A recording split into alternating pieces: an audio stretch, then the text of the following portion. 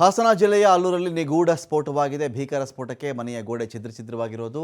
50 ಅಡಿಯಷ್ಟು ಹಾರಿ ಹೋಗಿದೆ. ತಗಡಿನ ಶೀಟ್ಗಳು ಮೇಲಕ್ಕೆ ಹಾರಿ ಹೋಗಿ ಮರದ ಮೇಲೆ ಬಿದ್ದಿವೆ. ಕಬ್ಬಿಣದ ಶೀಟ್ಗಳೆಲ್ಲವೂ ಕೂಡ ನಿಗೂಢ ಸ್ಫೋಟ.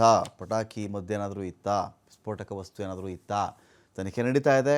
ಪಟಾಕಿ ತಯಾರು ಮಾಡ್ತಾ ಇದ್ರು ಅಂತ ಕೆಲವರು ಹೇಳ್ತಾರೆ. ಇರಲಿ, ಈ ಥರ ಮನೆಯಲ್ಲಿ ಪಟಾಕಿ ಹೇಗೆ ತಯಾರು ಮಾಡೋಕ್ಕೆ ಸಾಧ್ಯ, ಯಾರಾದರೂ ಹೇಳಿದ್ರಾ ತಯಾರು ಮಾಡಿ ಅಂತ ಹೇಳಿ, ಆ ಥರದ ಬಗ್ಗೆ ತನಿಖೆ ನಡೀತಾ ಇದೆ. ಇದೀಗ ದಂಪತಿಯ ಸ್ಥಿತಿಯಂತೂ ಗಂಭೀರವಾಗಿದೆ. ಇಲ್ಲಿ ಹೆಚ್ಚಿನ ಚಿಕಿತ್ಸೆಗೋಸ್ಕರ ಈಗ ಇಲ್ಲಿ ಗಂಡನಿಗೆ 70% ಸುಟ್ಟು ಹೋಗಿರೋದು ದೇಹ. ಹೆಂಡತಿಗೆ ನೋಡಿದ್ರೆ ಕಾಲುಗಳೇ ಕಟ್ಟಾಗ್ಬಿಟ್ಟಿದೆ. ಹಿಂಸಲ್ಲಾಗಲ್ಲ ಅಂಥೇಳಿ ಬೆಂಗಳೂರಿನ ವಿಕ್ಟೋರಿಯಾ ಆಸ್ಪತ್ರೆಗೆ ಶಿಫ್ಟ್ ಮಾಡಿರೋದು ಇವರನ್ನು. ಸುದರ್ಶನ್ ಎನ್ನುವವರಿಗೆ 32 ವರ್ಷ, ಅವರ ಪತ್ನಿ ಕಾವ್ಯಾಗೆ 27 ವರ್ಷ. ಅದೃಷ್ಟವಶಾತ್ ಮಕ್ಕಳು ಇದರಲ್ಲಿ ಪಾರಾಗ್ಬಿಟ್ಟಿದ್ದಾರೆ. ಸಾವು ಬದುಕಿನ ಮಧ್ಯದಲ್ಲಿ ಇಲ್ಲಿ ದಂಪತಿ ಒಂದು ಕಡೆ ಫೈಟ್ ಮಾಡ್ತಾ ಇದ್ದಾರೆ, ಹೋರಾಡ್ತಾ ಇದ್ದಾರೆ. ಭೀಕರ ಘಟನೆಯಲ್ಲಿ ಇಬ್ಬರು ಮಕ್ಕಳು ಅದೃಷ್ಟವಶಾತ್ ಇಲ್ಲಿ ಪಾರಾಗಿದ್ದಾರೆ.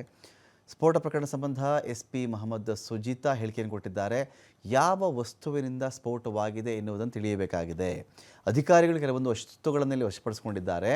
ಮಂಗಳೂರಿನ FSL ಅಧಿಕಾರಿಗಳು ಕೂಡ ತನಿಖೆಯನ್ನು ಮಾಡ್ತಾ ಇದ್ದಾರೆ. ಹಾಸನ ಜಿಲ್ಲಾ ಪೊಲೀಸ್ ವರಿಷ್ಠಾಧಿಕಾರಿ ಮೊಹಮ್ಮದ್ ಸುಜಿತಾ ಅವರ ಹೇಳಿಕೆ ಇದು. ಭೂಕಂಪ ಆದಾಗ ಒಂದು ಕಲ್ಲಿಟ್ಟು ಡೈನಮೆಂಟ್ ಸಿಡಿತಾರಲ್ಲ, ಆ ಶಬ್ದ ಬಂಡೆ ಬ್ಲಾಸ್ಟ್ ಮಾಡ್ತಾರಲ್ಲ, ಅಷ್ಟು ಸೌಂಡ್ ಬಂದಿದೆ. ಅದು ಬಟ್ ಅದು ಯಾವುದರಿಂದ ಆಗಿದೆ ಅನ್ನೋದು ಗೊತ್ತಿಲ್ಲ. ಅಷ್ಟು ಸೌಂಡ್ ಬಂದಿದೆ. ನಾವಿರೋದು ಒಂದು 60 ಮೀಟ್ರ್ ದೂರದಲ್ಲಿದ್ದೀವಿ, ಒಂದು 600 ಮೀಟ್ರ್ ದೂರದಲ್ಲಿದ್ದೀವಿ. ಅಲ್ಲಿಗೆ ಶಬ್ದ ಕೇಳವತ್ತಿ ಎಲ್ಲ ಓಡಿ ಬಂದು, ಈಗ ಮಕ್ಕಳು ಸಹ ಕೆಲವರು ರಾತ್ರಿ ಎದುರು ಎಲ್ಲ ಜ್ವರ ಬಂದು, ಚಳಿ ಜ್ವರ ಬಂದು ಅವರು ಸಹ ಇದ್ದಾರೆ. ಎಷ್ಟೋ ಜನ ನಾನು 1-2 ಕಿಲೋಮೀಟರ್ ದೂರದಲ್ಲಿದೆ ಸರ್. 8 ಕಾಲಲ್ಲಿ ಶಬ್ದ ಬಂತು. ನಾವು ದೇವಸ್ಥಾನದವ ಫಂಕ್ಷನ್ ಮಾಡ್ತಾಯಿದ್ರಲ್ಲ, ಪೂಜೆ ಮಾಡ್ತಾಯಿದ್ರಲ್ಲ, ಪಟಾಕಿ ಹೊಡಿತಾರೆ ಅಂತ ತಿಳ್ಕೊಂಡಿದ್ದು. ಆಮೇಲೆ ಬೆಳಗ್ಗೆ ಎದ್ದಾಗ ನಮಗೆ ಗೊತ್ತಾಗಿದ್ದು ಹಿಂಗೆ ಅಂತ ಇಲ್ಲಿ ಬಂದಷ್ಟೇ. ನಮಗೆ ಬೆಳಗ್ಗೆನೇ ಗೊತ್ತಾಗಿತ್ತು.